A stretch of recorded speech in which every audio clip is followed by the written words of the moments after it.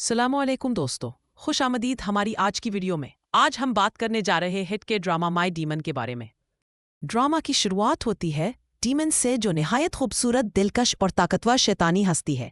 इसका काम है इंसानों से सौदे करना।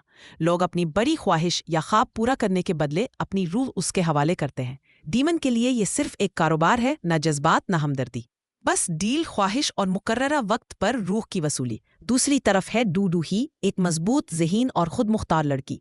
वो एक बड़ी कारपोरेशन फ्यूचर ग्रुप की वारिस है। इसकी जिंदगी में बचपन से ही तकलीफों और धोखे ने उसे ऐसा बना दिया है कि वो किसी पर भरोसा ही नहीं करती। इसकी ख्याल में ताकत, कंट्रोल और प्रोफेशनल स्मार्टनेस ही जिंदगी की असल हकीकत है।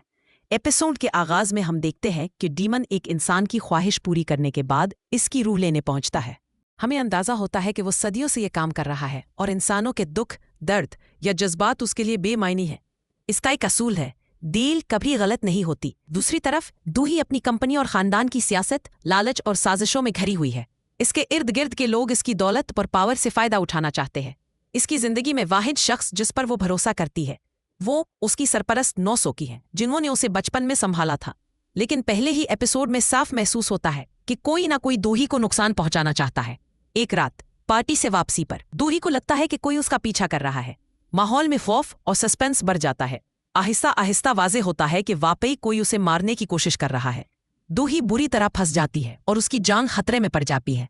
और ठीक इसी लम्हे कहानी में बड़ा धमाका होता है। डीमन अचानक वहां नमूदार होता है, अपनी पुरस्कार और ताकतवर एंट्री के साथ। जैसे वक्त रुक जाता है, हवा ठहर जाती है और एक खौफनाक सन्नाटा छा जाता है। इसकी आंखों की रोशनी, चेहरे का बदलता अंदाज सब कुछ साबित करता है कि वो कोई आम इंसान नहीं। वो दोही को हमलावर से बचा लेता है, मगर इसी दौरान कुछ अजीब होता है। दोही और डीमन के हाथ टकराते हैं और अचानक डीमन एक पावर का निशान दोही के हाथ पर मुंतकिल हो जाता है। डीमन हैरान रह जाता है, क्योंकि सदियों में पहली बार ऐसा हुआ है कि उसकी शैतानी ताकत किसी इंसान को मुंतकिल हो गई हो।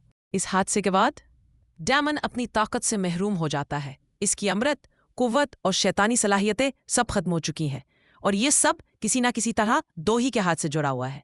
डीमन, जो कभी इंसानों के करीब नहीं जाता था, अब मजबूरी में दोही के इर्द गिर्द फिरता है, क्योंकि इसकी ताकत अब दोही के हाथ में है।